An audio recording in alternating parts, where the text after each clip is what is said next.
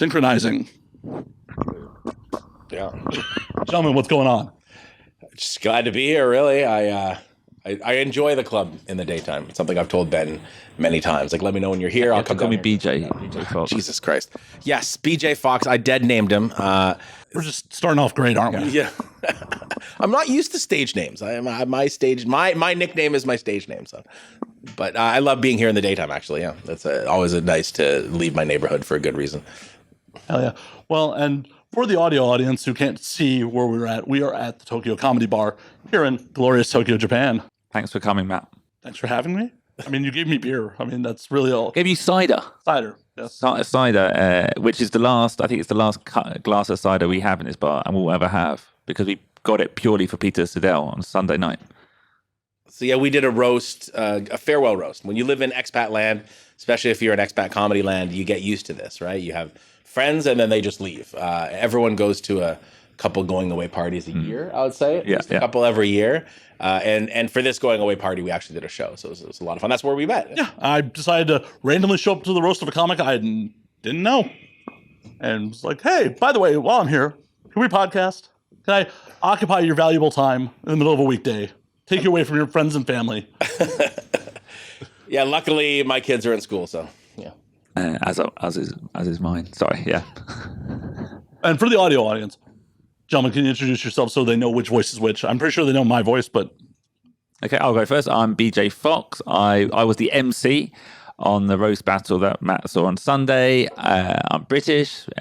I'm one of the owners, one of the founders of Tokyo Comedy Bar. And what else? I'm a stand-up comedian, podcaster myself, so lots to chat about there. Yeah, too modest. There's more there. He had a sitcom. Had a sitcom in Japan for 4 years. Yeah, that was great. And my name's JJ Wakrat. I'm a stand-up comedian, and pretty much that's it. I moved here a couple of years ago from China, which is where I started doing stand-up comedy. I run Tokyo Roast Battle, and I produce and perform shows here at the Comedy Bar as well. So I'm very happy that we have our own club, finally. What was the Tokyo comedy scene like before this bar existed? It was very much like this, but it was more.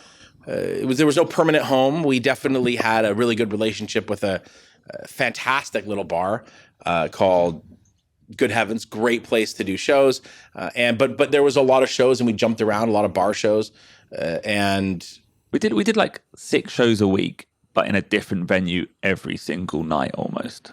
Yeah, the open mic was in one part of town, and some weekend shows were in another part of town, and so it was transient, but it was still lively. Yeah. So I think the goal with this is just to make things easier, even though obviously having your own place is risk. So one of the things, I think BJ's been doing stand-up comedy here and sort of incubating the scene for a lot longer. But I came from a different expat comedy scene. I sort of came up in Shanghai. And one of the things that I've noticed is that there's a lot of actually really talented people here, but they're kind of stuck. Like Japan is sort of separate from the rest of Asia. It's expensive to get to.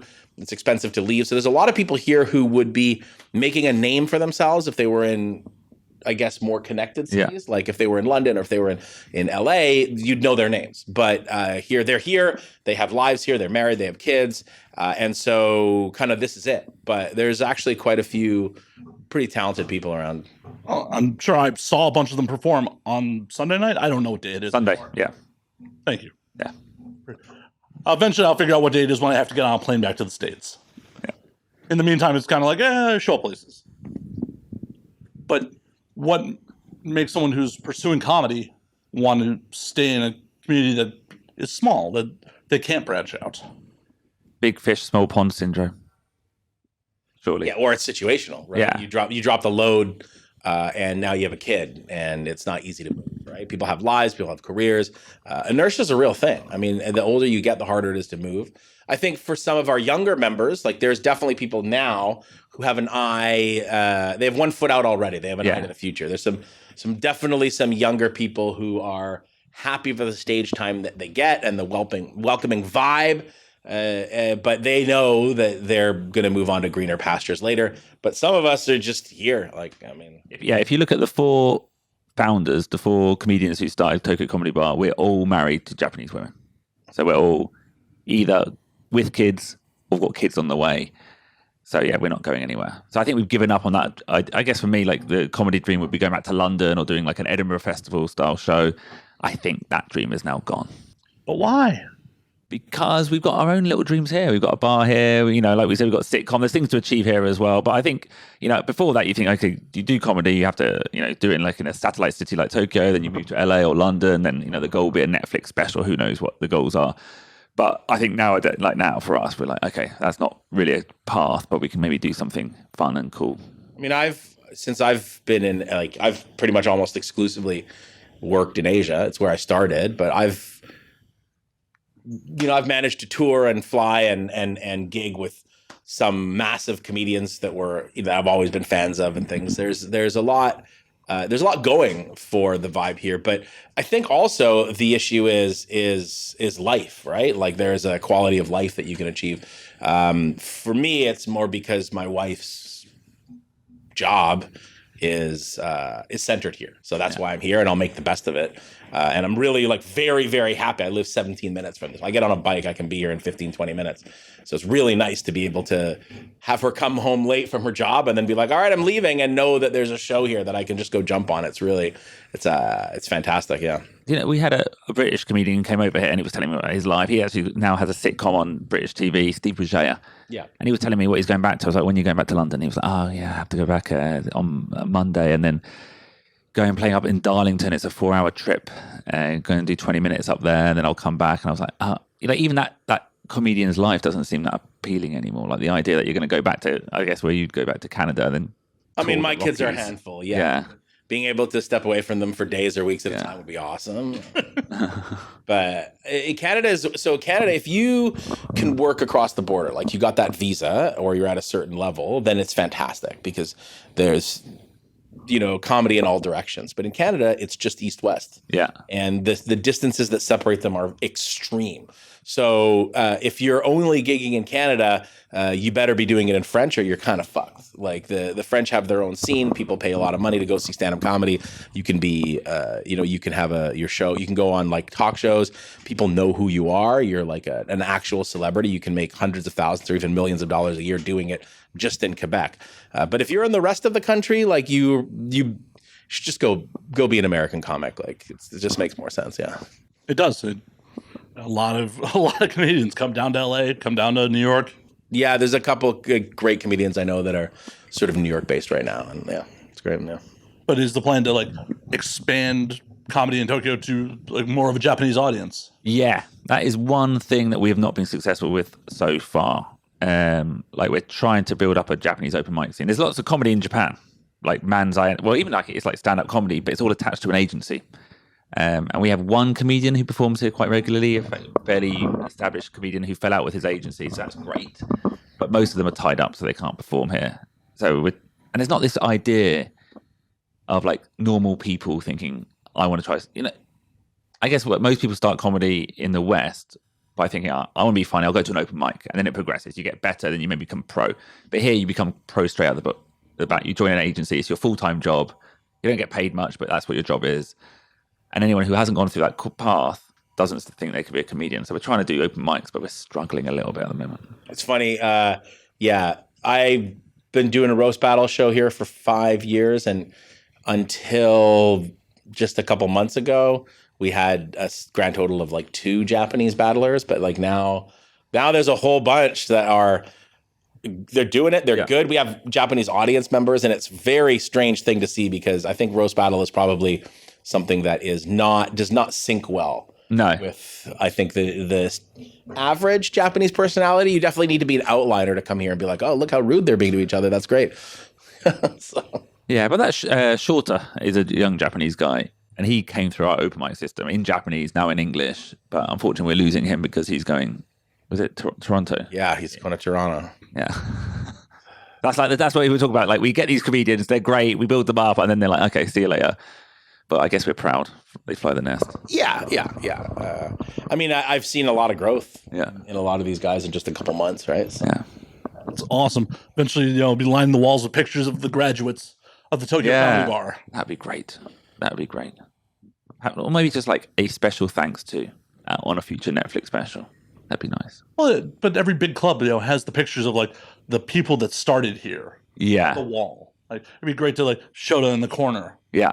I mean, this place has been open for 6 months, and I strongly believe that it will have a name that will resonate far beyond the shores of Japan. Like this will be the spot that people want to come play when they come to Tokyo. I think that this is obviously a world capital. It's the biggest city in the world. It has its own flavor, right? It's got its own thing going on, and people are very excited to come see it. And so every week now, there's talented comedians that just happen to be here, and the occasional podcaster as well.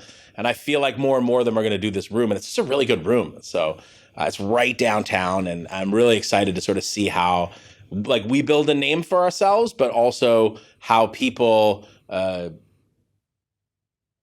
don't know how to express it, but it's sort of like that it builds kind of like a reputation so that people are aware of it even before they step off a plane, How do you find out about it? Well, before you Josh Marowitz from LA, Autistic Thunder, played like one of the roast battle shows in Tokyo, and I'm like, oh, I did a little Googling. And Okay. Google brought me here. Yeah, Josh came and judged one of our shows. Okay. Yeah, we also had him jump around with his shirt off, though. So. As he does. Yes, that was fun. It was fun because when we started doing roast battle, BJ did not. Look at you dead naming him again. Yeah, I have a friend who's transitioning, and she'd her, and yeah, it's terrible. I have 2 rules on this show. Yeah, No cleanup, no post work. Like you're just causing me all this post work. I'm gonna have to bleep out all these dead names. terrible. It's terrible. When we started, I wanted to make sure that we did it right, so we actually went and like I reviewed a lot of battles from the Comedy Store and stuff like that. So it's fun it's fun when those people come over, because I feel like I've been following many of them for years, and something that has been more of like an underground kind of scene where not that many people were aware. Like they knew of roast battle, but they didn't know who was like battling at the store, or who was battling like in New York, or these kinds of things. But now having a lot more of them come over is like and like being involved with them is a lot of fun. And Comedy Central, like actually televising the roast battles for a while there, like really did help like elevate. It used to be you could just walk into roast battle on Tuesday night at the store. Yeah, after it was on Comedy Central, it's just like, oh, that show sold out all the time. Is roast battle on every single week in Tuesday LA? nights, yeah. Every Tuesday night. Wow. I think Chicago goes weekly. Wow. Chicago goes weekly as well. Everyone in the roast battle league except us goes either weekly or bi-weekly. And we struggle to do monthly. We struggle to do monthly. Just because of the I don't know. Just the volume. Yeah, it's just the output required to do jokes and comedians that we have. Yeah. But if we had double the amount of battlers, obviously we could go twice as often. Yeah, you got to keep it fresh. You can't have the same people roasting each other back and forth all the time. Yeah. So you're very familiar with comedy. You interview a lot of comedians, but like, what's your connection? When did you step into, comedy? I kind of fell into this because of pornography. Okay. Yeah. Jacking off a lot made you sad and you needed to laugh? Like, what's going on? Well, you caught me there. I actually need to pause for a second so I can go jerk off in your bathroom. It's kind of my tradition. I didn't clean one out before we started the show, and I'm a little nervous, guys, if you can't tell. So what happened was, in LA especially, there is a big porn and comedy overlap. There are a handful of porn performers that do stand-up. Yeah. There is a lot of stand-ups that love porn stars. Actually, my old roommate, of all people, was a managing editor for AVN and also a big fan of comedy. And even before we started living together, like, we'd be at the store all the time. And, because of his porn connections on top of mine, we just met a lot of people. And, there's a lot of perverted comics. And it's honestly, comedy is more fun than porn. Once you've seen how the sausage is made in porn, it's just kind of like, it's work. Yeah, I mean, wow, LA, I'd be at shows all the time if I was at LA too. Just such good value. Oh, 100%. Like weekday shows. We were just talking about it. Oh, really? Are they cheap? But they're just regular. They're $20. Yeah. You go, but on any given night, you might have 2 or 3 people on that lineup who could legitimately sell. If not more. If you're there on a weeknight, like, here's a good example of a random Comedy Store show. I got to watch Louis C.K. No, it was Maron passed the mic to Rock. Chris Rock doing his Oscar material before the Oscars. Then passed the mic to Louis C.K. pre-Louis getting canceled. Yeah. For $20 and 2 drinks. Wow. This was main room? main room. Comedy Chaos? No, Was it a Sam show? one of the Sam shows. It was just It's a good show. yeah. But for $20, where the hell else in the world? Maybe New York Yeah, definitely New York. Yeah. is the only other place you could see that kind of lineup for $20. I mean, some people say London is the best comedy city in the world, but I don't know. I lean like I prefer sort of the American style, but that's just I'm biased. I live in LA. yeah. Unfortunately, the times I've been to London, I didn't get to check out any stand-up, so Yeah. I'm biased. Also, I don't think in London there is a comedy store, isn't there? The London, Yeah. but I don't think it's got the same value. I don't think like all the up and coming comedians think I want to perform at the London comedy stores. They've got other little venues that they'd rather perform, like the Angel Comedy Club's bigger, maybe. There's a lot of comedy in the UK, and one of the great things about it is the whole trains, right? Is the fact that it's not very big. Yeah. You can gig. You can get across the country easily, right? It's a little bit different. Yeah. It's getting to shows can be very difficult in North. Getting around LA. Yeah. Just the three major clubs, Laugh Factory, Comedy Store, and the Improv are all within a couple miles of each other. Okay. At the wrong time of day, it's a pain in the ass to get between the three of them. So getting around in Tokyo is amazing and infuriating at the same time because it's such a big city. I mean, it's you can't even. There's no adjective which you can use. Everyone thinks they understand, but even I've been here for 5 years, it's still mind-boggling. But it's so difficult to meet up with people. Even though you can get anywhere by transit, you're always 2 transfers, 45 minutes from anyone. Like I have neighbors, I finally have neighbors now, like friends of mine that live close to me in my neighborhood. I still never see them because we're adults, but before you couldn't just meet up with someone for lunch. Like you sort of have to be in the same district or you're not really going to meet up with them. When I was living in China, it was different because a lot more people I knew were centered around specific neighborhoods, and you could just call people up and be like, "Hey, let's meet up," or "Let's meet up." You wouldn't have to plan nearly as far ahead of time. But even here, like where traffic doesn't matter because of unreal transit, it's still a fucking pain in the ass to get from show to show. You know? I feel like New York's like that though too. You know, a lot of New York comics do bounce from show to show to show, but it's like hanging out with friends in New York. It's like, what borough are you in? Nah, I'm not gonna see you. Sorry. I miss New York. I'm planning to be there next summer. I'm really looking forward to it. So. With the LA scene, what's crazy is it's a rough spot these days for up and comers because everyone wants to play the store now. So you have all these massive headliners playing the store. So it's not as much of a comedy college as it once was. I moved to LA about 9 years ago. It used to be any night of the week you could just walk into the store as an audience member because it wasn't as crazy as it now. Rogan talking about the store all the time. Sam Tripoli putting on Comedy Chaos has elevated it to the point where a lot of the national headliners have to bring their A game. I used to watch people like national headliners trying out material because it was like the OR's half the room. They didn't feel the pressure. Now it's just like it's sold out almost every night of the week. And it's awesome that the store's thriving, but it also sucks. The fact is a lot of these people aren't really comedy fans. They're there because it's something that you have to see while you're in LA. We get it. You liked it before it was cool. I get it. Yes, I'm a comedy store hipster. All these fucking new fans. They just like the new album. No, it's okay if they're actually comedy fans. If they're just LA fucking tourists that are like, oh, the map of the stars say I need to see the Comedy Store because it's a landmark. I got to be honest. It's probably the best landmark in LA. Like LA is amazing, but there's nothing that's like must do or must see. Oh, I agree. The pier in Santa Monica, that was cool, but like. Well, you're gonna go to the observatory. Like LA it's like everything but nothing. I don't know how to describe. Oh no, it honestly is the worst tourism city in the country. It's insane. There's nothing there, but it's everywhere you go. I swear I've seen it in a TV show or in a movie, right? Yeah. But there's like nothing to actually see. I went to visit my brother, and he's like, "Yeah, do this," and none of it. You know, like I just ended up bringing my kid to like a merry-go-round in the park, and it's absolutely horrible for tourism. I would never recommend anyone go to LA as a tourist. Venice is good. You can walk around. It's okay, but what makes LA magical is stuff you can't plan trips around.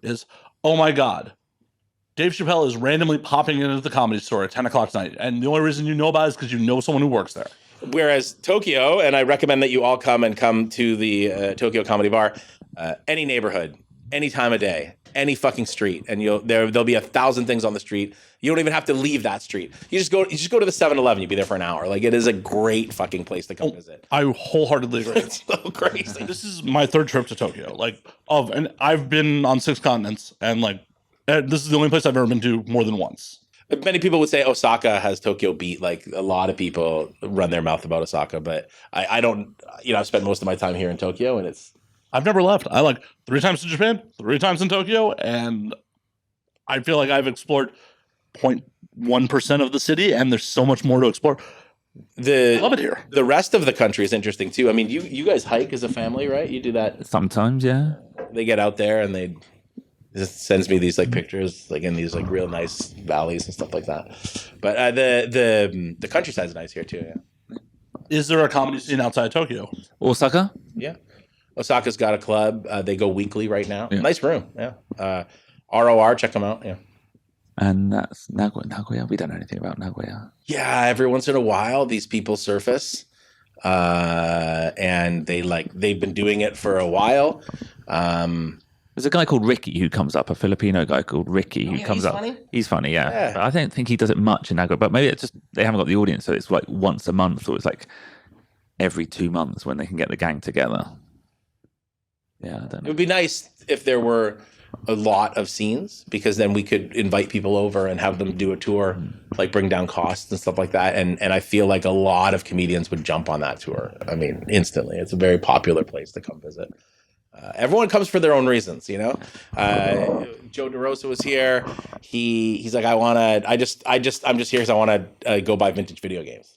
And everyone has their own, I remember when we got Frank Castillo from Roast Battle when he came out, there were certain things that he was excited about. We were never able to find those Japanese cholos that he was looking for. But have you seen that? Oh yeah. Yeah.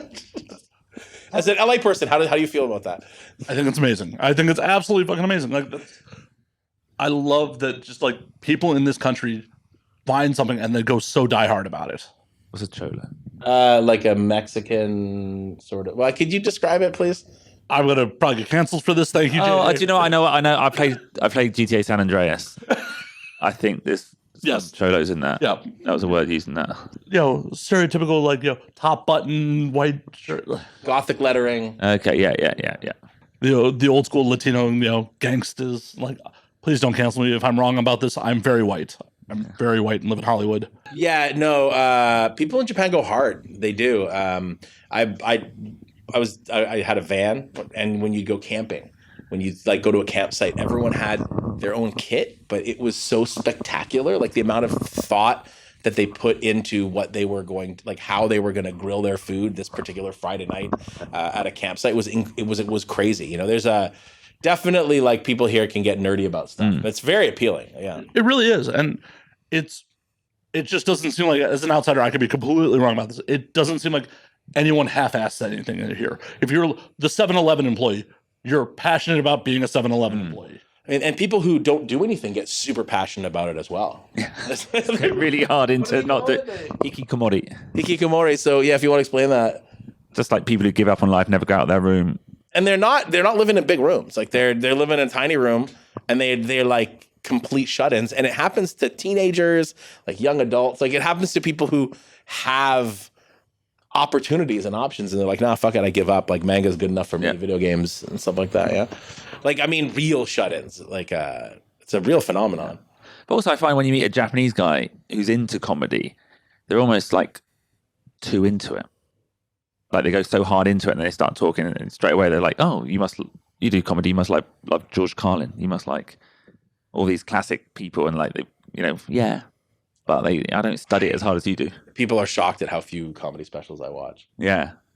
I can't do it. That makes sense to working comic. You don't want to be influenced by someone else's material. You don't. You know what it is? It was Jay Leno who ruined it for me. He was on, I think it might have been Rogan. He was talking, I didn't realize how much of a badass he was. I'd sort of just taken him for granted. He'd always been on TV, but obviously he had to work really, really hard to get there. When you hear him speak, you kind of remember, holy shit, this guy was at the pinnacle for decades. And Joe's like, so, when are you going to do a special? He's like, why the fuck would I do a special? He's like, so you can gain new fans. He's like, I the TV for 25 years. if you want to come see my show, just come see my show. And then basically the way he described it was standing outside a nightclub looking in through the window. Like you can see what's going on, but you don't really get it. And if you look around, like, I mean, obviously the cameras don't catch this, but if you look around this room, there are all kinds of tricks, not tricks, but there are just best practices that are used in comedy clubs that make for a good experience. And there's different styles. Like a typical North American club will have a lot of tables because they're making their money on drinks and they want to be able to get you drinks during the show. Here, space is very expensive. If you know where we are, we're in Shibuya. We're in like we're 100 meters from the busiest intersection on Earth, right? 2,500 people will cross every time the light goes green. We're on the third floor. There's restaurants above us, restaurants below us. Space is at a premium. There's restaurants next door. Yeah. So we're packing people in seats and got to put a separation between the bar and the room, and it's more like stadium seating. But either way, like, ceilings are low, lighting is controlled. You want to have an environment that helps bring out the laughter. And I'm not sure comedy specials do that. I feel like whoever has to do the trailers for comedy specials like has the hardest job in the world. Like, how do you want to make it look exciting? We'll cut to like a joke or like a punchline, people laughing, but like I don't know. But you don't want to give away the special. Yeah. Well, Yeah. those guys at Netflix work hard. Yeah. And especially these days where everyone is fighting to get a special out, like because they think it'll increase ticket sales. There's just something so much better about live comedy. Yeah. I mean, whatever special you see, the people in the room are having a better time than you are at home. Not to shout out LA too much, that is one of the other perks about living in LA. Get to go to special tapings. I got to watch 3 mics get taped. I was at 2 tapings of Louis C.K.'s Live at the Comedy Store. What else? I've a handful of specials over the years because they just ticket the room. They paper the room for those fucking things. Like, you don't even have to pay for them half the time. And it's just like, oh, what you guys are seeing at home does not compare. I don't really put up any of my jokes online, really. But you're like the biggest proponent of us doing specials here. No, not like specials, obviously in the inverted commas. I want other people to come after they've run their material for a year. I want them to come film here for sure. Yeah. It makes sense. It would just up, the volume on the club. Yeah. People know, when someone's like live from the Tokyo Comedy Bar, like it just adds recognition. Yeah, no, I mean, I think it's just a great room as well, right? Oh no, it is an awesome room. Like I didn't know what to expect because I know how much space is at a premium before I walked in. And it was just like, wow, this is an awesome room. Like, this brick was here when we found it. The rest of the room was in just like concrete shell. Yeah, there was a debate about whether to do something with this wall, but the decision was made to keep the wall as is. I think you made the right decision. I think it looks good. Also, it was the cheapest decision to do nothing. To remove it would have cost more money. So this was an empty building. So before, this whole floor was empty. At the beginning of this year, there's 3 restaurants going like to our right.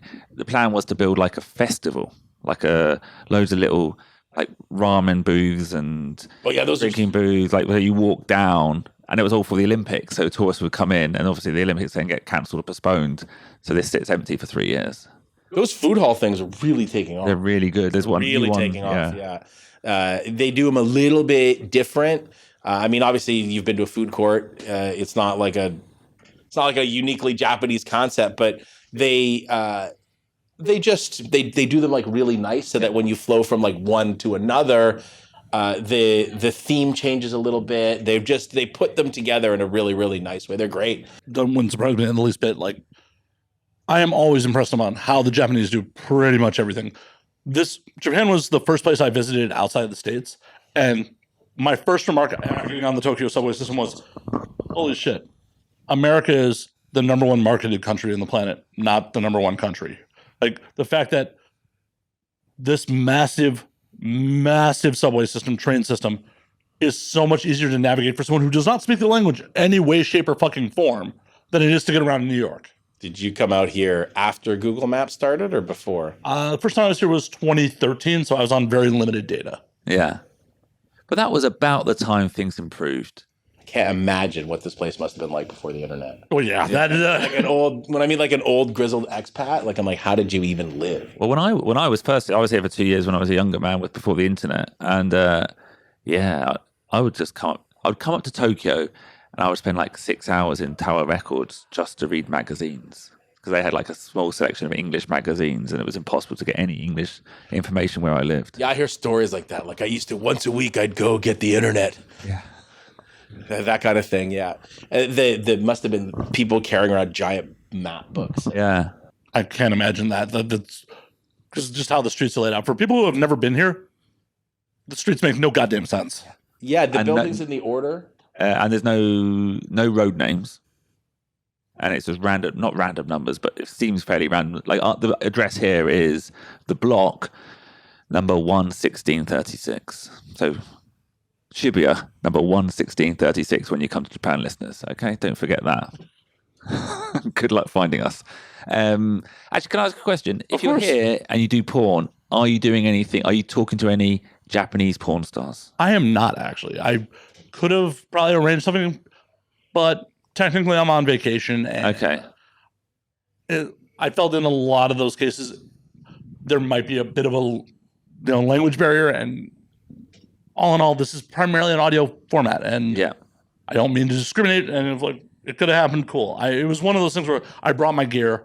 If podcasts happen while I was here, cool. If not, mostly I've been taking a lot of photos and just kind of being a drunk and bumming around, being fat. You been doing the strong zero thing at the 7-Eleven or A little bit. Yeah.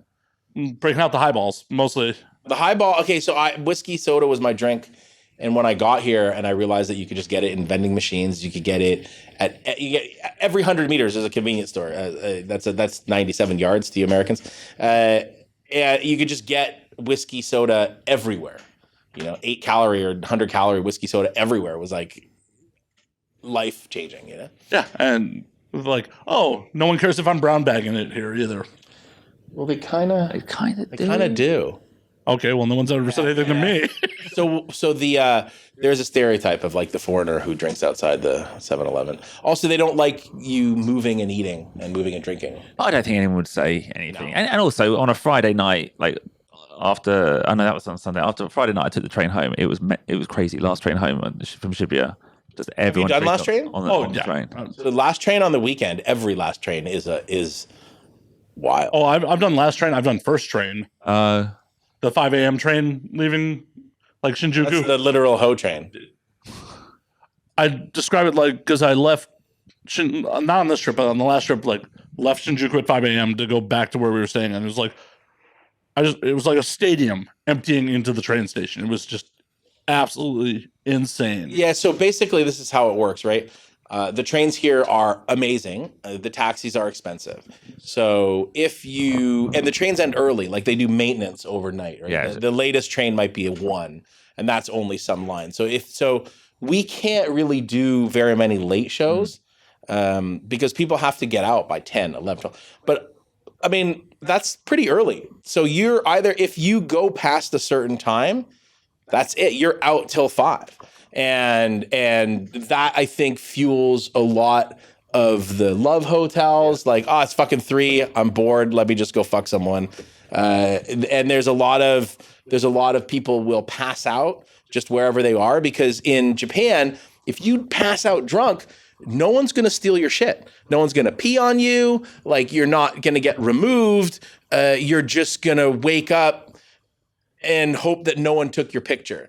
And that's it. Like, there's no consequences. So that whole like last train thing is a real crazy phenomenon, because you have to make that last train and everyone's just chugged like 3 or 4 drinks before they get on the train. That's the only time you're going to see fights. That's the only time we had a show here a couple of weeks ago, and our good buddy Vinay, who's in LA right now, he sat down on a puddle of puke, it just happens.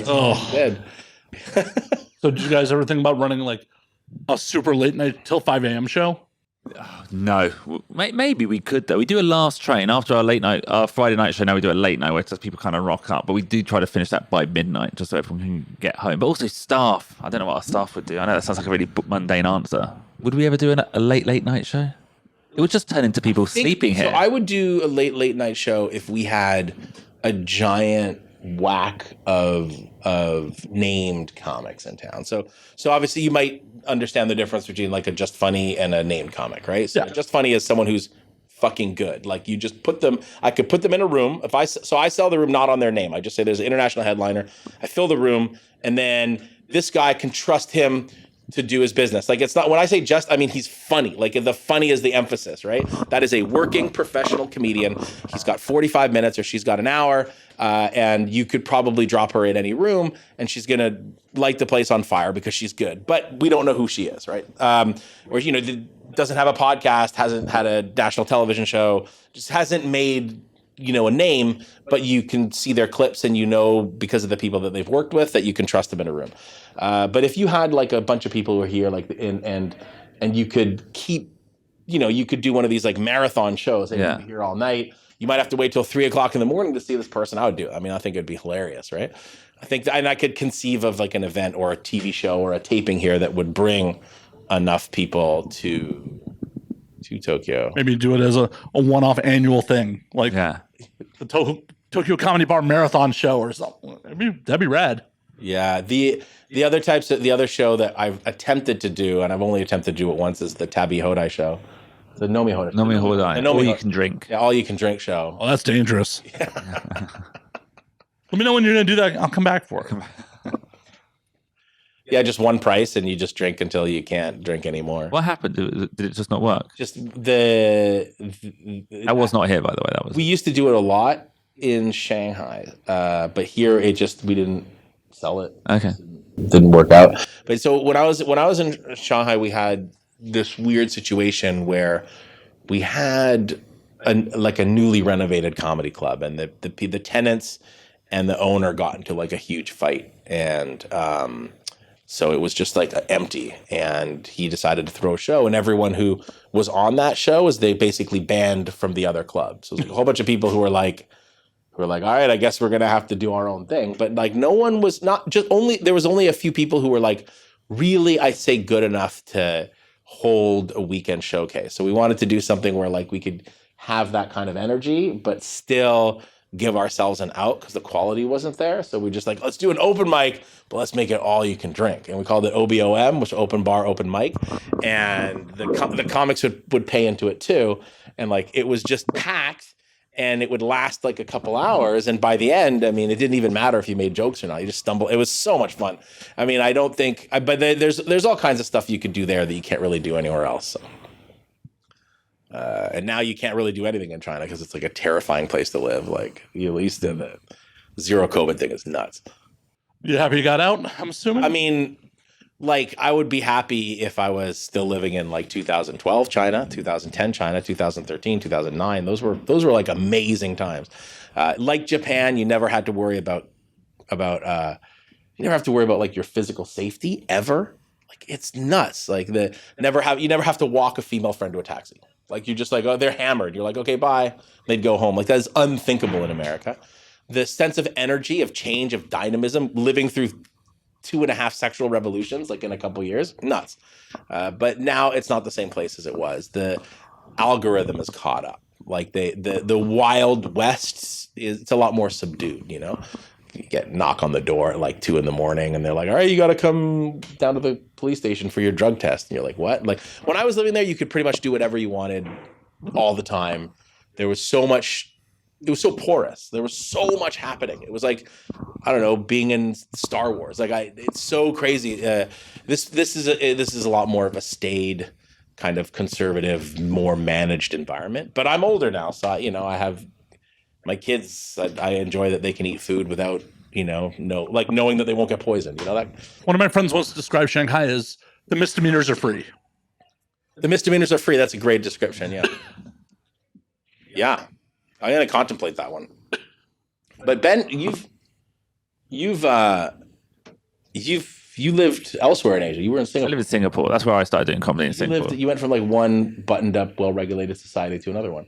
Yeah, and if anything, Japan is less You regulated. dead named him again, by the way. Yeah, you did, yeah. Jesus. It's not even a stage name. It's almost like my nickname. Yeah, I owe you 3 beers. Yeah. Jesus. They're expensive, but the beers here are fantastic. So. Oh, they were. Would you like another one? Sure. Yeah, I'll go and get you one. Well, you're in the middle of telling a story. Please tell the story. Oh, The content is more important than my alcoholism. okay. Please. So I was living in Singapore, and I started doing comedy in Singapore. Boom. 2013, I started doing comedy, and then I got transferred. I was working for Grand Theft Auto at the time, so Rockstar Games. Rockstar? Rockstar. What were you doing for Rockstar? I was running their sales and marketing in Asia. So I went from London to Singapore, and then I got transferred out here to Tokyo. Yeah, and that's kind of where this all started, because in Singapore, it's not essentially, it is an English-speaking country. Lots of expats, lots of tourists, great shows every single night. So I was a bit spoilt. And then you come to Tokyo, and there's like, I don't know, 2 open mics a month, and that's it. So that's where, essentially Stand Up Tokyo grew from. So it's been good. So what made you, like, once you got involved in this environment, like, to continue to scratch that itch? Like, Just, it was almost like the opportunities kept coming. Like literally within 1 year of doing comedy here, I got offered a sitcom, did that for 4 years that I wrote and starred in. And then it just kind of kept coming. The podcast we were talking about earlier, that started as a side project, it took off. And then, and then it was like a sad 2 years. You left. Yeah, I left. And then COVID was happening, so we couldn't do anything. That's why the podcast took off, because we had nothing to do. So we couldn't do comedy, so we just, okay, let's do a podcast. TV show got cancelled.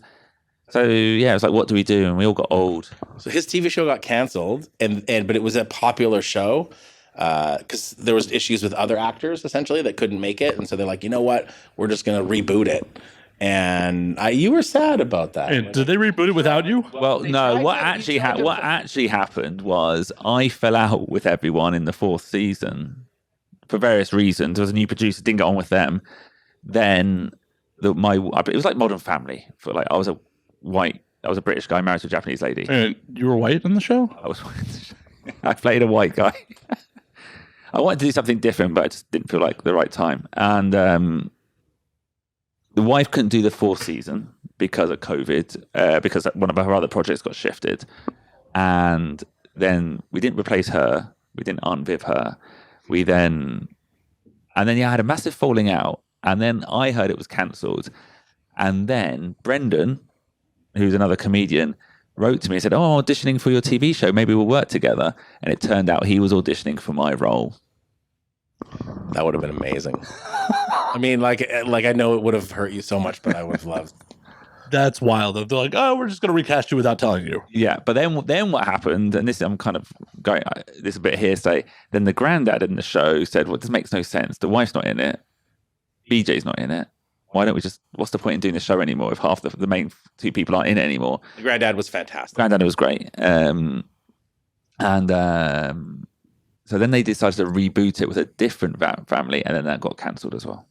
Yeah, so I was loosely happy. The premise was wife's mom died, so they moved back to Tokyo. So it's like the fish out of water, someone moving to Japan, discovering it, and I quite liked it. I'd watch it with my kid. It was a lot of fun, and of course, just hearing all your stories, it was fun too. It was good fun. 4 years. What's it like shooting television here in Japan? I've never done any television before. What I would say is it's so quick. I thought we'd be rehearsing and practicing, and it was just, nope. It's just all budget and all time. Just shoot. Even if I said, like, I've got that line wrong, they were like, well, no time. We'll fix it. We'll fix it later. So actually, it's a little bit budget in that sense. I don't know if that's the case for all. I'm name dropping. I was in this Netflix drama recently as well called First Love. And I would say that one line I had in that took more time than like a whole episode of my actual sitcom. Oh, American mainstream production is time consuming. My production background comes from porn first. And like when I've been on mainstream projects, it's just like, you guys work so inefficiently. A porn crew is generally like 4 people tops. And I've been on features where we've shot the whole feature in 2 days. I wore most of my own clothes in this, partly due to size. Like the suit you saw me wearing on the roast, I put a suit on. That's appeared at least twice in the series because they couldn't actually source a suit for me. So, and there was I remember another funny time when I was sweating so much, and they just chucked a roll of toilet paper at me and said, "Wipe it." No makeup, no nothing. just wipe your brow. Yeah. Whereas like doing one scene, this Netflix thing, I had to multiple outfits, multiple kind of screen stuff going on. And in the end, I'm in it for like 10 seconds max. Yeah, and that's how it works. It's so wild to me just how much, like, I'm all for our unions. I'm all for our unions. Please don't hunt me down when I get back to LA. But I'm all for our unions. But it's wild, just the inefficiency of American mainstream production. It's like, oh, we're going to do a one-day shoot. We have a crew of like 40 people. Like, what do half of you do here? I don't know. Can't argue with the results. The amount of incredible stuff, movies, TV shows, and things that have been made. Yeah, but in the US is astonishing. But we only see the good stuff, especially in Asia. We only see the good stuff. But like, how much bad TV must equally be made with so much money? So much. These days, I don't think as much, just because everyone's competing for eyeballs this much. Like, Okay. The day of putting out like a mediocre sitcom just cause, Yeah. I think they're gone. Because Do you not have a Netflix subscription? Because it's all mediocre sitcoms. how many of them are old mediocre sitcoms? No, new mediocre sitcoms. There's a ton of them. My daughter watches like 5 at a time. See, that doesn't pop up on my recommended stuff. You know what I think is so funny? We've had a couple of comedians over recently. We've got one that coming this Saturday called Derek Mio. And we had Denny Love as well. And they both got like major TV credits. When I Google them or IMDb them, and I've never even heard of these shows. I don't even know what AMC is. Oh, that's where Breaking Bad was. That was Breaking Bad was, okay, yeah. Yeah, and The Walking Dead. Well, okay. And Denny Love was in this huge show called Empire. It's the one the guy who faked a racist Yep. was on. Well, the first roadie from Iron Man, Terrence Howard. There we go. Wow, I just remembered who he was from the credit that he gave up. But anyway, yeah, it kind of blew my mind. Like, oh wow, all these huge TV shows, and these are like major TV shows, and I've never even heard of them. Just because I guess being from the UK, living in It's just there's too much. There's too much. You have to pick and choose. 100%. Every time I see someone else's like Netflix algorithm, it's shocking. Like how different it looks like from mine. Right? Yours is just mainly Paw Patrol and Peppa Pig. Yeah. I mean, I got another couple of years. I do this joke about how I'm like new parents. You're on the Encanto timeline. I was on the Frozen timeline. Like I had to suffer through 4 years of like I want to be a princess and all the merch and Elsa this, Anna that. There was like an Elsa phase and an Anna phase, but like it was nuts. And we went to Hawaii. We stayed at the Disney hotel there because another comedian, he got rolled into like a vacation club membership, like it was a wedding gift. And so we went there, and I'm like, all right, well, they've got characters. You're going to get to see Elsa. And I got there, and they're like, no, the Princess of Arendelle the Queen of Arendelle doesn't come to Hawaii. I'm like, well, who do you got? And they're like, we've got Stitch. I'm like, fucking Stitch. Like, we come all this way to go hang out with Stitch. This it was not good. Like Stitch tried to like interface with my daughter, and she got scared and ran away. Like, aw. But, aw. It's around the time. Oh, I thought you were just showing me a child. No, sorry, I was just trying to subtly off mic highlight that you've got JJ's got a hard out, yeah. Well, and that's another thing I'm curious about. Like, with the comedy scene here, how many of it is older comics with families at this point? I guess too many, really. There have been a couple of nights where I'm the young guy on the bill, and I'm 41. I think it's because what we had before was this like nice kind of transition. It was transitional, but there was constantly new blood coming in. But over the last 3 years with COVID restrictions, no one new has come into the country. So you haven't getting this, this person from New York who, has got a corporate job, has done a bit of comedy, comes in and freshens it up. I guess Troy maybe was the last. Yeah, but even he's a fantastic comic, American. But again, he's got kids. Like it's tough. Yeah. Right? So from a business point of view as well, like having the same 6, 7, 8 comedians every single Friday who can blow up a room, but it's the same 6, 7, 8 people, isn't sustainable. So we're trying to, while we wait for that new kind of blood to come in, we're trying to build it up ourselves. So that's why we're doing a lot of open mics. So if you're like a fantastic comedian and also have a teaching degree, you should very much consider coming to Tokyo. We'd love to see. This is a business. Can't you just give out or try to apply for visas for people? I don't think we would, as a business, I don't think we could sustain them. Get people as bartenders. Do it like the Comedy Store. Like, you're our door guy now. You know, I guess we could do that. That is an option, yeah. If this is fraud, I have no part of this. But if it's not, I want to cut, baby. No, it is an option. But yeah, we need to look at how to get new people in. But luckily, like, I'm a bit gutted, to be honest, Shorter's leaving to Toronto. But we've had some good comedians come through in the last 6 months or so. So hopefully.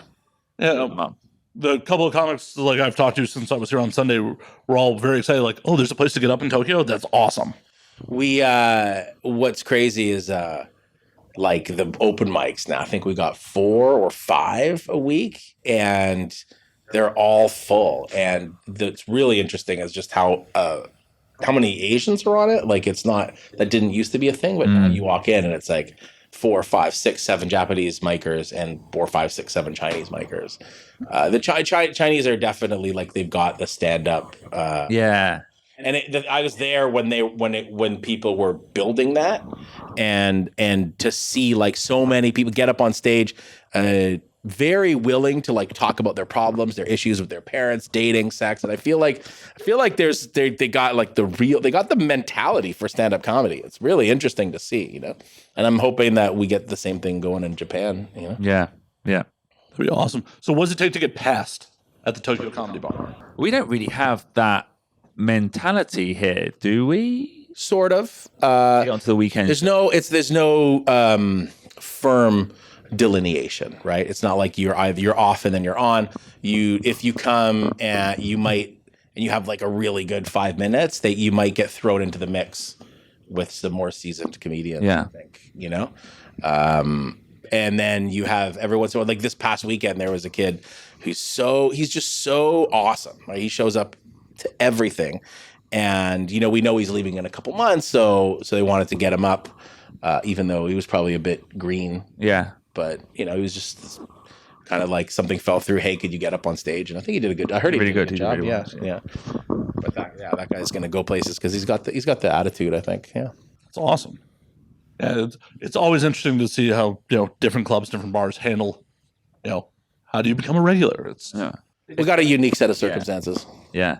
Actually, one thing I would say is also unique, seeing the Tokyo Roast Battle, because now you put us onto that, like there's a global podcast, isn't there? Violence. It's funny how like we have a different style. It's almost like a different language has evolved in Tokyo because we're not part of the mix. We go longer, we go more in depth. Right. So Roast Battle has decided that they're going to kind of like patch over a couple like long running roast shows around the world, right? In key cities. So Austin, Bay Area, Chicago, London, New York, Toronto's next, and us. And like we've just sort of been like out here separated by a continent, kind of like doing our own thing. And what they do is they take the best battles from around the world every week and they throw them up on a podcast. It's usually Pat Barker, Sarah Keller, but like, you know, Frank Castillo might be on there, Nicole Buchanan, Paige Wesley, and they, Omid Singh, and they'll talk about these battles. And then you see the difference between the way we do it and everyone else do it. They're just doing these sharp, fast jokes, and people, you know, our people are getting up here. They're like going on like 2-minute long journeys and like bringing stuff back and forth, you know.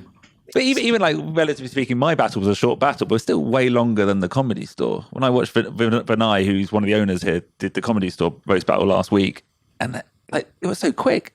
Yeah, Yeah. the show's an hour long. Yeah, It's lightning fast. yeah. But we used to only do it once every couple months, and every comedian would come out and we'd sort of make it this really like highly produced, almost like festival atmosphere.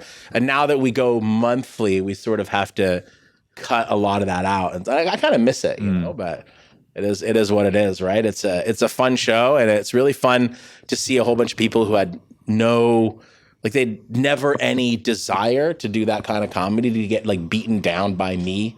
And just have them like, I'll constantly be asking, when are you going to do a show? Are you going to do a show? And then they're like, fine, I get to do it. And then like they come off and they feel exhilarated, but they also feel like mean because they said so. It's just a lot of fun to see that journey that a lot of comedians take. Because roasting is not something that I think a lot of people can do. And it's not something that I think a lot of people like appreciate. And it's also well past the comfort zone of the of many people in the audience. And the comedians as well. So we have to really control those variables. We have to like let people know well before they even show up that they're in for like a very dark, very free speech show, but also keep the show very like light and friendly and collegial, so people understand what's going on. And you have a responsibility to your opponent when you're on stage to like laugh when they throw something really mean your way, to give the audience permission to laugh. And there's all these things that are going on that go into it. I'm really, really grateful at the fact that like they figured it out. Like they figured out this kind of new competitive comedic art form in LA. And also the fact that they were just out there for years telling everyone how they do it. Like they were like that Verbal Violence podcast, which they don't do anymore. They would go behind the scenes and they would talk about how this person does it, how this person does it, how this person does it. And they were never very like Gnostic about trying to control all of Roast Battle. They were never very like, they never tried to like get shows shut down in other cities. They just did their thing. They produced their show really well, week in, week out. And we're just kind of happy to see it take off in other places. And I feel like a different group of people could have really fucked that up. If that makes sense. Yeah, they could have totally been gatekeepers and been like, no, that's our idea. What are you doing? Yeah. How did you guys get hooked up with like the worldwide? Yeah. How do we get hooked up? I don't know. We just ran our show for years, and there was some cross-pollination. People would come out, do our show, I guess, and hear that it was good. But when you started it, did you get you didn't get permission? No. But I mean, I like whatever, Instagram, we like them, they like you. Oh, okay. Kind of thing. I did reach out. I guess Frank probably had a lot to do with it. We got Frank out. Frank Castillo won season 2 roast battle. Got to see that live. And I hit him up, and I'm like, hey, do you want to come to Japan? Like like I'll fly out if you want. He was like, fuck yeah, I'll come. And he hung out for like a week. He's like, oh, me now, I think that was kind of like the start. And then we've had a lot of people come through. Yeah. Fucking awesome. Like, I really am bummed that I'm not going to be in town for a Tokyo roast battle. The next one, which is in a week, is going to be amazing. Yeah, I will be back in the States. But yeah, I got to go, guys. It's been a lot of fun. It was a pleasure. Cheers. You guys keep going. But I got to get out of here. I got to go to a school pickup. Yeah, no, it's a funny time to be here, actually. Yeah, hopefully tourists can come in and start spending some money. Hopefully. Yeah. Well, now that, like, the minute Japan announced, like, oh, October 22nd, we'll reopen to tourists. Like, are you fucking kidding me? I'm going back. Oh, really? As quick as that? You literally... Yeah, that's when they reopened American tourist visa free, was October 22nd. Saying that, my brother came out as well. Yeah, this last month. As soon as it opened up, he was like, yeah, okay. And I saw the flights were under 700. I'm like, yeah, it will cost me more to go to Austin than to go to Tokyo. Why would I go to Austin? Yeah. Oh, welcome. I'm happy to be here. I have also realized that I am too fat to be here this time around. I'm literally in pain half the time I've been here, just from the amount of walking I've been doing. Because, like, I've been really sedentary the last couple of years because I work from home. Yeah. COVID, all that fun shit. And it's just like, I knew before I came here how much I was going to be walking. And then I did not realize how much my body was going to be like, dude, what are you doing? I have literally walked in the last, 5 days I've been here, probably more than I have in the last year. Have you got your steps on your phone? Uh-huh. Is it? That's good. It's good, except for the agonizing pain at times. Yeah, okay. This trip is honestly probably going to extend my life a little bit, because when I get home, I'm going to get back to working out. Like, I did not realize how much I had deteriorated the last 3 years. But have you been smashing it every night? You had a few drinks on Sunday night. No. Not every night, but most nights. Because I feel like since I've put 10 kilos, what's that in? Is that like six stone? No, that's a lot. Americans don't use stone. What do you use? Just pounds. Pounds. Jeez, I don't know what they are. I don't know what the pound. I know what the kilo to, pound conversion is, because drugs. But well, anyways, I put on 10 kilos since I opened the bar. So that is 22 pounds for the American 22 audience. pounds, yeah. 2.2 pounds to the kilo. So I need to cut down. That is why I'm not drinking right now as well. There's nothing wrong with it. My body is like, you need to replenish the calories you're burning, man. You have to. Good man. I've been picking out so much while I've been here. It's like just fat American portions every time I go out to eat. Well, enjoy your time here. I will.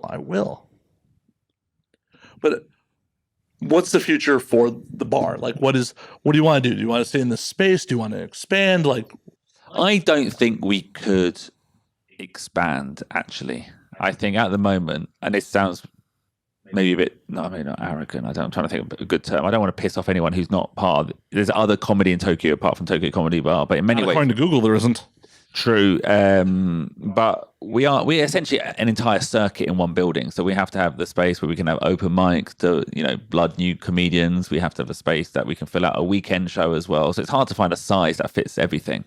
So anything bigger than this, ideally, for maybe for roast battle we could get 100 people in. Well, this capacity is about 60. But if you've got a room that sits like 100, 200 for a big show, then what do you do on a Monday night when you've only got an open mic? If it was really empty. So I think this is a good size. Location's great as well. Hopefully, though, maybe we can start moving into like bringing over bigger comics. Maybe not putting them on here. Maybe renting a theatre for them.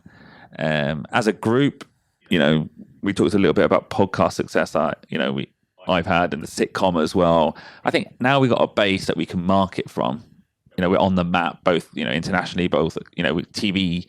Local TV, like local Japanese TV stars want to try a bit of stand-up coming in here. Maybe something can build from that as well. But I think we've only been open 6 months, and we lose money on a monthly basis. So that's our first goal. Definitely don't want to just piss it all away. I get it. Yeah. I totally get it. Are you personally going to be going out for more TV stuff, or? Mate, no, and nothing's on the cards at the moment. I've never, it's hard to replicate that. Like the circumstance of getting that sitcom were fairly unique, like or just totally serendipitous. How'd it come about? Literally, I made a music video. Ruben, who did the guitar song that you saw, he did a music video for one of his songs that got a NHK, so essentially the biggest TV broadcaster in Japan, saw that, then came to a show. I emceed the show. They liked it. Then I had a coffee with the producer, and she had an idea that she wanted to do a sitcom. I pitched an idea to her, and she said, "Okay, let's give it a go." And miraculously, I got the okay for it. So 4 years doing that. Yeah, that is like, though it's in Tokyo, like the LA dream stuff. Like I'm just gonna get discovered working at my normal job. Yeah, I know. No, literally, I was working. I'd left Rockstar at that stage, and I was working for Visa, the credit card or the payments company. And yeah, that's what I was doing my day. So I was writing the sitcom during my lunch break, and then took 2 weeks off to shoot it. And I didn't even tell the office. I just said I was going back to London because I was a bit worried. How do you tell your boss that you're doing a sitcom? And hopefully he finds out. They did find out. And then season 2, I was pretty much told, what do you want to do? Are you doing the sitcom stuff? Or because I was working on the Olympics as well, sponsorship. And yeah, they made me. That wasn't a tough decision. I did the sitcom. But yeah, I don't know how to recreate that magic. But I guess actually the way to recreate it is just do what we were doing before, like making videos, making content. You never know who's watching. If the stuff's good. Show you saw here was good. I think it was. Aim for a high level of quality on a weekend. So if that just keeps going and building, we'll build a name for ourselves. Yeah. Yeah, I'm not just being polite. Like I came in here without knowing a single comic on the bill, not knowing who was being roasted, and had a great time. Yeah, it was a very. I know it's weird, and we had a couple other tourists as well. We had like mainly like 80% of the room were friends or community members, and then we had you and maybe 2 other people who had no idea what was going on, but everyone had a good time. Yeah, and the jokes hit, and I'm not a comedian by any stretch of imagination, but there was a couple of the roast jokes where like I would have hit him with this, but yeah, back in my head and like, but. It was a lot of fun. It was absolutely a lot of fun. Like I had zero expectations. Like I've popped into random comedy shows in my travels to like just around the US, and it's just like sometimes you get really mediocre shows. Sometimes you get really great shows. You never know. And that's half the adventure, is trying to find out. Yeah. And actually, one of the good things about Tokyo Comedy or this bar is the open mics are good as well, because there's no real other competition. Like I think when I've gone to open mics in London, and I've done a couple in San Francisco, there's so many open mics. You turn up and you're performing to no one, or you're performing to the other comedians who aren't listening. They're either in their head or on their phones. But here, essentially it's the only show in town. So we get tourists coming in. So it's an open mic, but we've got a pretty full room. We had 30 people last Saturday for our open mic. That's awesome. Because, LA open mics, for the most part, you were performing for the other comics. Yeah. Jay, who hosts your open mics, was like, "Oh, you should get up. You should get up." I'm like, I'm not a comic. And like, looking from what an LA open mic is, and not to sound like I'm a big shot or egotistical in any way, shape, or form, it would be a step backwards in my career to do an LA open mic. I don't want to be a comic Yeah. in the first place, Yeah. but it would be a step. It'd just be a weird step in my career. And I think I mildly offended Jay with that. I'm like, you don't understand. Like, there's the weird prestige or lack thereof of doing open mics in LA. Yeah. So we actually stopped calling our open mics because we've realized it was actually turning the audience away. We call it Comedy Factory now. Essentially, it's an open mic, but we get a decent sized audience and we get 15 comedians coming in and everyone listens. There's no other gigs to go to. And I mean, the Comedy Store calls theirs potluck. oh, really? Is that what they call it? Okay. I mean, I've been to the Comedy Store once. I saw Mark Maron there. I was on honeymoon. I went to Costa Rica, but we had to do a stopover for a couple of nights in LA. And I went down. Who else did we see? It was good show. We saw the judge from Roast Battle as well. I don't know what his name is. Jeff Ross? No, not the judge. The referee, the guy who jumps up and down. Oh, Brian Moses? Yeah, Brian Moses. Yeah, I saw him. He was good as well. Yeah. I'm not quite as up to date as JJ is on all the American comedy stuff. I don't listen to all the podcasts. It's a great comedy town. It absolutely just. Yeah. But I'm curious. I don't think we actually touched on it. Like, what made you decide to do comedy when you were working for Rockstar? Oh, I literally just went to an open mic. I went to an open mic with my girlfriend at the time. Her friend was performing, and just it was. I don't know. It was not a good show, and I think I left thinking I could do it, and then I just wanted to do it once, and then it just took off from there. I think it got me. It just got me. Yeah. Kind of under your skin, just had that itch. Yeah, I think it was almost, I couldn't understand how badly it had gone. The first time went badly, maybe the first 3-4 times, and I was like, I should have just done that. I should have said that. If I did it in that way, it would have worked. And then within that process, and then you build a network of friends, you like, and then moving here, like literally all my friends are comedians now. So when you first moved here, like, how did you find the comedy scene here? I found it hard, actually. I was so used to in Singapore having so much performance time, and it was really scarce. Like I think we said 2 open mics and maybe 1 show per month, and I wasn't good enough or wasn't embedded enough to get on the show at the time. So then I just started my own show in Roppongi, good bar actually, 2 dogs, and then it just picked up from that. And I think what happened was, once you started putting on 1 good show, then people start coming out of the woodwork. And then once you've got 1 good show and you've got a new audience every time, then it motivates comedians to write more. And that's what we're finding here as well. It either can be like an upward spiral or a downward spiral. And if you're on the up, audiences are good, comedians really work hard, and it kind of builds.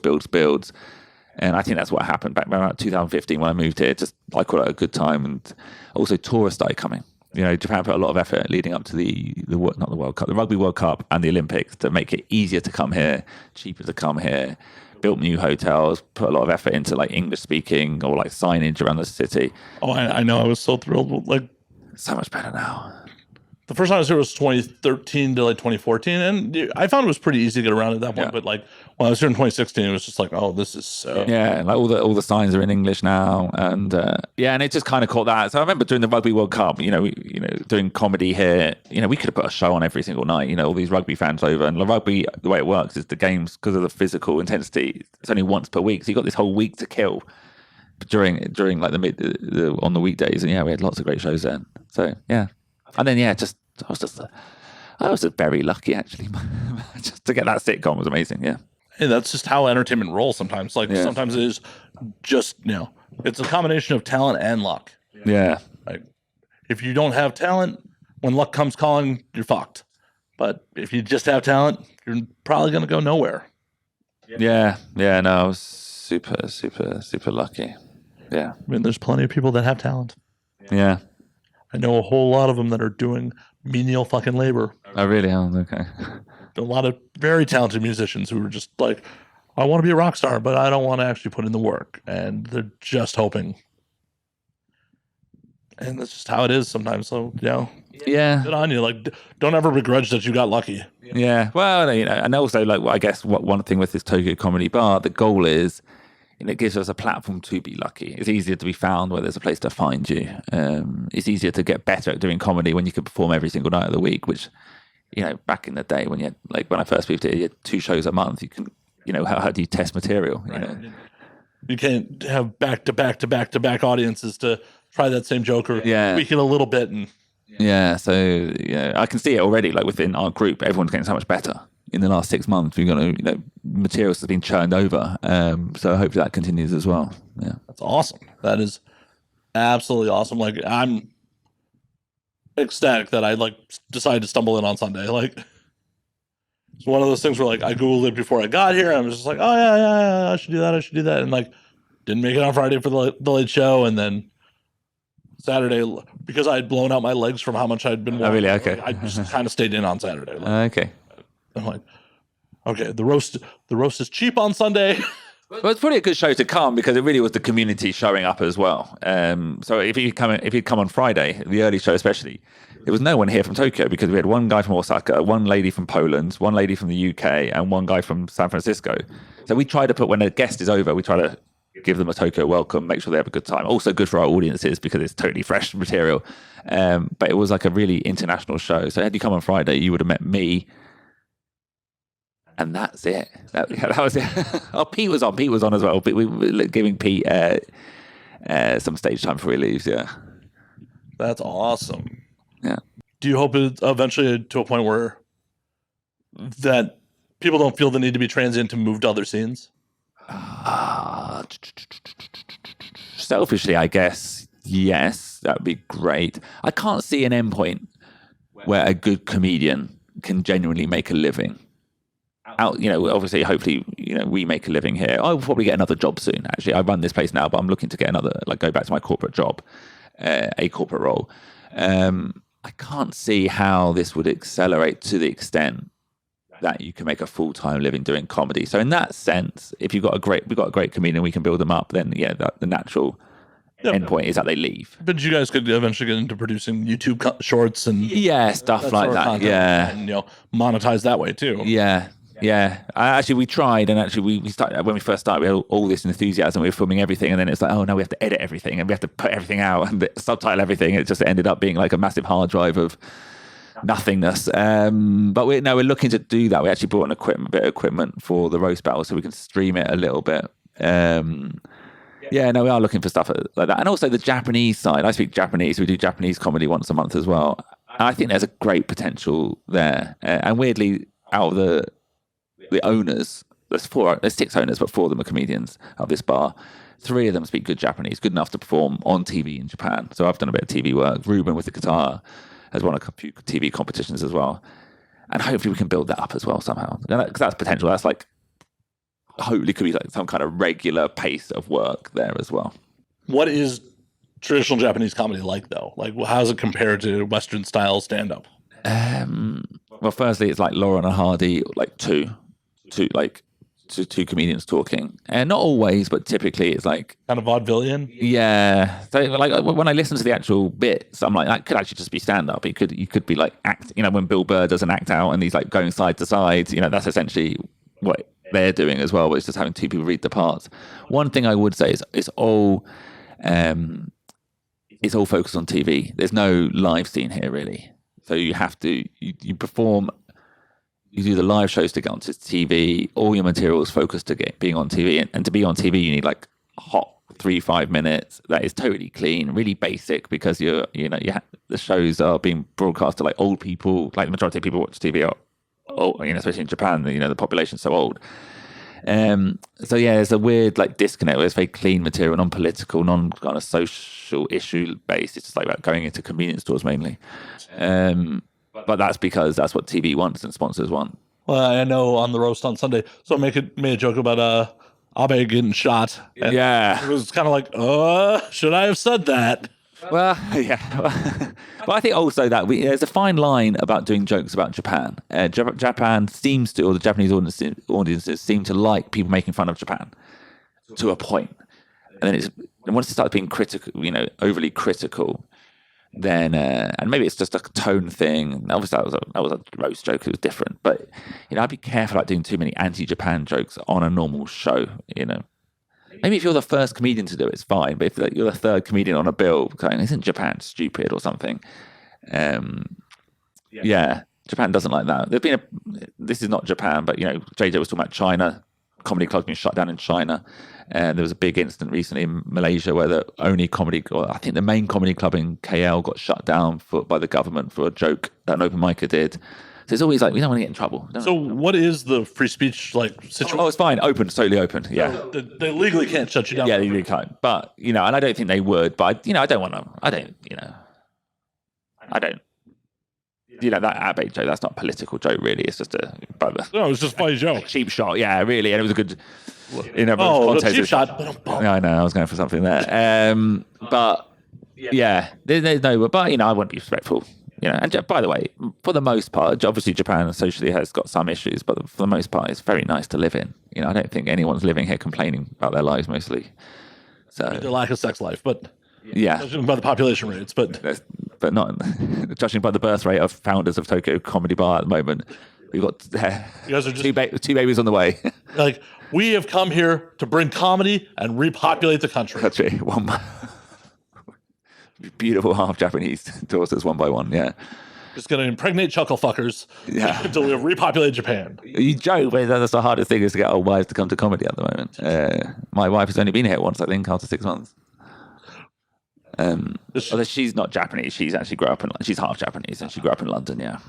So she gets comedy, yeah. She gets comedy. Yeah. Comics that if they married a traditional Japanese woman who might not get stand up, that'd be an interesting.